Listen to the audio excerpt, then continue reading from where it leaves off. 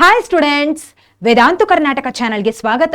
ನಾನು ನಿಮ್ಮ mathematics mentor Vaishnavi. ಮಕ್ಕಳೇ, ನಾವೆಲ್ಲರೂ ಕೂಡ ಇನ್ನೇನು KCET 2026 ರಿಸಲ್ಟ್ ಅನೌನ್ಸ್ ಆಗುತ್ತೆ, ಯಾವಾಗ ಅನೌನ್ಸ್ ಮಾಡ್ತಾರೋ ಅಂತ ಹೇಳಿ ಆ್ಯಕ್ಚುಲಿ ಕಾಯ್ತಾ ಕೂತಿದ್ದೀವಿ, ಹೌದಾ? ಸೊ ಒಂದು ಕಡೆ ಕ್ಯೂರಿಯಾಸಿಟಿ ಇರುತ್ತೆ, ಮತ್ತೊಂದು ಕಡೆ ಭಯನೂ ಇದೆ. ಎಷ್ಟು ಬರುತ್ತೋ ರ್ಯಾಂಕು, ಹೌದಾ? ಮನೆಯಲ್ಲಿ ಅಪ್ಪ ಅಮ್ಮ ಏನಂತಾರೋ, ಯಾವ ಕಾಲೇಜ್ ಸಿಗುತ್ತೋ, ಹೌದಾ? ಸಾಕಷ್ಟು ಪ್ರಶ್ನೆಗಳು ತಲೆಯಲ್ಲಿ ಇರುತ್ತೆ. ಆದ್ರೂ ವಿ ವಾಂಟ್ KCET ರಿಸಲ್ಟ್, ಹೌದಾ? ಓಕೆ, ಈಗ ವಿಷಯ ಏನಪ್ಪಾ ಅಂತಂದ್ರೆ ಮಕ್ಕಳೇ, ಈ KCET ರ್ಯಾಂಕ್ ಅನ್ನ ಯಾವ ರೀತಿ ಕ್ಯಾಲ್ಕುಲೇಟ್ ಮಾಡ್ತಾರೆ, ಇದ್ರ ಬಗ್ಗೆ ತುಂಬಾ ಜನರಲ್ಲಿ ಐಡಿಯಾ ಇರುತ್ತೆ. ನನಗೆ ಗೊತ್ತಿದೆ, ತುಂಬಾ ಜನಕ್ಕೆ ಇದ್ರ ಬಗ್ಗೆ ಐಡಿಯಾ ಇದೆ, ಯಾವ ರೀತಿ KCET ರ್ಯಾಂಕ್ ಅನ್ನ ಜನರೇಟ್ ಮಾಡ್ತಾರೆ, ಕ್ಯಾಲ್ಕುಲೇಟ್ ಮಾಡ್ತಾರೆ ಅಂತ ಹೇಳಿ. ಆದ್ರೆ ಯಾರಿಗೆ ಇದ್ರ ಬಗ್ಗೆ ಮಾಹಿತಿ ಇಲ್ಲ ಅಥವಾ ಇದ್ರ ಬಗ್ಗೆ ಸ್ವಲ್ಪ ನಾಲೆಡ್ಜ್ ಇಲ್ಲ ಅಂತಂದ್ರೆ ಈ ವಿಡಿಯೋ ನಿಮಗೆ ಹೆಲ್ಪ್ ಆಗಬಹುದು. ಸೊ ಮಕ್ಕಳೇ, ಬೇಸಿಕಲಿ KCET ರ್ಯಾಂಕ್ ಅನ್ನ ಕ್ಯಾಲ್ಕುಲೇಟ್ ಮಾಡೋದಕ್ಕೆ 50% ಮಾರ್ಕ್ಸ್ ಬೋರ್ಡ್ಸ್ ಇಂದ ಕನ್ಸಿಡರ್ ಮಾಡ್ತಾರೆ, 50% ಮಾರ್ಕ್ಸ್ KCET ಇಂದ ಕನ್ಸಿಡರ್ ಮಾಡ್ತಾರೆ. ಸೊ ಇವೆರಡರ ಆವರೇಜ್ ಅನ್ನ ತೆಗೆದಾಗ ನಿಮಗೆ ಒಳ್ಳೆ ಮಾರ್ಕ್ಸ್ ಬಂತು ಅಂತಂದ್ರೆ ಖಂಡಿತ ಅಂದ್ರೆ ಬೆಟರ್ ರ್ಯಾಂಕ್ ಅನ್ನ ನೀವು ಎಕ್ಸ್ಪೆಕ್ಟ್ ಮಾಡಬಹುದು. ಓಕೆ, ಸೊ ಇದು ಯಾವ ರೀತಿ ವರ್ಕ್ ಆಗುತ್ತೆ ಅನ್ನೋದನ್ನ ಬ್ರೀಫ್ ಆಗಿ ನಾನು ಹೇಳ್ಬಿಡ್ತೀನಿ.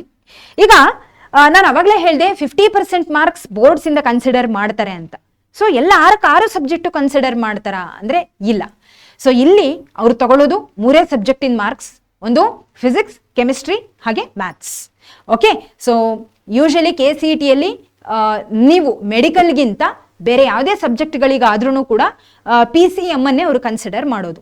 ಸೊ ಮೆಡಿಕಲ್ಲಿಗೆ ಅಂತಂದ್ರೆ ಅದಕ್ಕೆ ಕನ್ಫೈನ್ಡ್ ಆಗಿರುವಂತಹ, ಅದಕ್ಕೆ ಮೀಸಲಾಗಿರುವಂತಹ ನೀಟ್ ಎಕ್ಸಾಮಿಗೆ ತುಂಬಾ ಜನ ಪ್ರಿಫರ್ ಮಾಡೋದು. ಬಟ್ ಎನಿವೇ, PCM ಇಸ್ ತುಂಬಾ ಜನ ಆಸ್ಪಿರೆಂಟ್ಸ್ ಇಂಜಿನಿಯರಿಂಗ್ ಆಗಿ ಇದನ್ನ ಬರೆಯೋದ್ರಿಂದ ನಾನು ಹೇಳ್ತಿರೋದು. ಓಕೆ, ಸೊ PCM ಮಾರ್ಕ್ಸ್ಗಳು ನಿಮಗೆ ಎಷ್ಟು ಬಂದಿದೆ ಬೋರ್ಡ್ಸ್ ಅಲ್ಲಿ, ನೀವು ಆ 3 ತಗೋಬಹುದು, ಅದನ್ನ ಆಡ್ ಮಾಡಬೇಕು. ಓಕೆ, ಸೊ ಆಡ್ ಮಾಡಿ ಅದನ್ನ ಪರ್ಸೆಂಟೇಜಿಗೆ ಕನ್ವರ್ಟ್ ಮಾಡಬೇಕು. ಅಂದ್ರೆ ಎಕ್ಸಾಂಪಲ್, ನೀವು ಫಿಸಿಕ್ಸ್ ಅಲ್ಲಿ 90 ತಗೊಂಡಿದ್ದೀರಾ ಅಂತ ಇಟ್ಕೊಳ್ಳಿ, ಕೆಮಿಸ್ಟ್ರಿಯಲ್ಲಿ 85, ಮ್ಯಾಥ್ಸ್ ಅಲ್ಲಿ 95, ಹೌದಾ? Including internal and external. External marks ಗಳನ್ನ ಆಡ್ ಮಾಡಿದಾಗ ಒಟ್ಟು 100 ಬರುತ್ತೆ. 100ರಲ್ಲಿ ಫಿಸಿಕ್ಸ್ ಅಲ್ಲಿ ನೀವು 90 ತಗೊಂಡಿದ್ದೀರಾ, ಕೆಮಿಸ್ಟ್ರಿಯಲ್ಲಿ 85 ತಗೊಂಡಿದ್ದೀರಾ, ಹಾಗೆ ಅದೇ 100 ಮಾರ್ಕ್ಸ್ಗೆ ಫಾರ್ ಮ್ಯಾಥಮೆಟಿಕ್ಸ್ ನೀವು 95 ಸ್ಕೋರ್ ಮಾಡಿದ್ದೀರಾ ಅಂತ ಇಟ್ಕೊಳ್ಳಿ. ಅಂದ್ರೆ ಒಟ್ಟಾರೆ 300 ಮಾರ್ಕ್ಸ್ಗೆ ನೀವು 270 ಸ್ಕೋರ್ ಮಾಡಿದ್ದೀರಾ.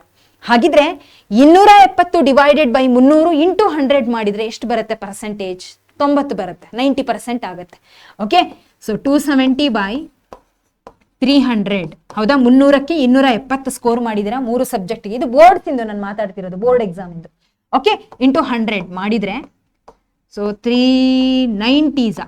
ಸೊ ಹಾಗಿದ್ರೆ ನಿಮಗೆ ಎಷ್ಟು ಬಂತು? 90% ಆಯ್ತು. ಇದು ಬೋರ್ಡ್ಸ್. ಓಕೆ, ಇನ್ನು ಅದೇ ರೀತಿ ನೀವು KCETಯಲ್ಲಿ ಇರುವಂತಹ ಮಾರ್ಕ್ಸ್ ಅನ್ನ, ಓಕೆ, ಅದರಲ್ಲೂ ಕೂಡ PCM. Okay, PCM KCET marks ಅನ್ನ ನೀವು ಕನ್ಸಿಡರ್ ಮಾಡಿ ಆಡ್ ಮಾಡಿ ಅದರಲ್ಲೂ ಕೂಡ ಪರ್ಸೆಂಟೇಜ್ ಅನ್ನ ತೆಗಿಬೇಕು, ಹೌದಾ? ಅಂದ್ರೆ ಇದರಲ್ಲೂ ಕೂಡ ನಾನು ಹೇಳೋದಾದ್ರೆ, ಎಕ್ಸಾಂಪಲ್ ತಗೊಳ್ಳೋದಾದ್ರೆ, for example, if you have scored 135 out of 180, 3 subject ಅಲ್ಲ ಬರ್ದಿರೋದು. ಸೊ ಪರ್ ಸಬ್ಜೆಕ್ಟಿಗೆ 60 ಮಾರ್ಕ್ಸ್ ಅಂತ ಆದ್ರೆ 3 ಸಬ್ಜೆಕ್ಟಿಗೆ 180, ಹೌದಾ? ಸೊ ಒಟ್ಟಾರೆ 180 ಮಾರ್ಕ್ಸ್ ಇದೆ. ಸೊ 180 ಮಾರ್ಕ್ಸ್ಗೆ ನೀವು 135 ತೆಗ್ದಿದ್ದೀರಾ ಅಂತ ಇಟ್ಕೊಳ್ಳಿ. Okay, KCET total marks 3 subject ಇಂದ 135 ಔಟ್ ಆಫ್ 180. ಸೊ ಇದರ ಪರ್ಸೆಂಟೇಜ್ ತೆಗೆದಾಗ ನಿಮಗೆ ಏನ್ ಬರುತ್ತೆ? So 2 9s, 2 5s, 9 1s, 9 15s. So ಎಷ್ಟಾಗುತ್ತೆ? 75% ಬರುತ್ತೆ, ಹೌದಾ? ಸೊ 75% ಏನಾಯ್ತು? ನಿಮ್ಮ CETಯಲ್ಲಿ ಬಂದಿರುವಂಥದ್ದು. ಹಾಗೆ 90% ನಿಮ್ಮ ಬೋರ್ಡ್ಸ್ ಇಂದ ಬಂದಿರುವಂಥದ್ದು ಪರ್ಸೆಂಟೇಜ್. ಈಗ 2 ಪರ್ಸೆಂಟೇಜ್ಗಳ ಆವರೇಜ್ ಅನ್ನ ತೆಗಿತಾರೆ.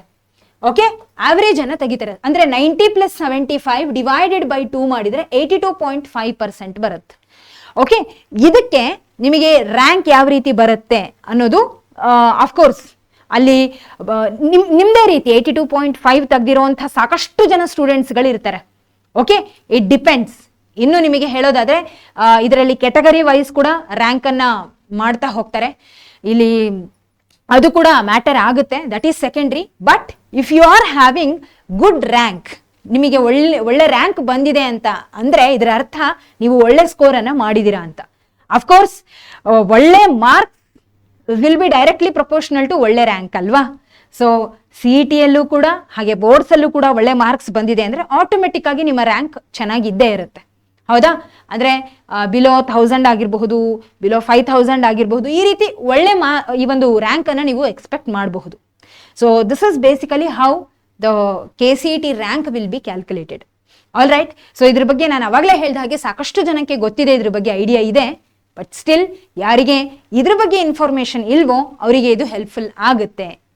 Okay fine. ಹಾಗಿದ್ರೆ ಮುಂದಿನ ವಿಡಿಯೋದಲ್ಲಿ ಮತ್ತೊಂದು ವಿಷಯವನ್ನು ತಿಳಿಸೋದಕ್ಕೆ ನಾನು ಬರ್ತೀನಿ ಮಕ್ಕಳೇ. ಅಲ್ಲಿವರೆಗೂ take care every one, have A great day. ಮತ್ತೆ ಸಿಗೋಣ. ಧನ್ಯವಾದಗಳು.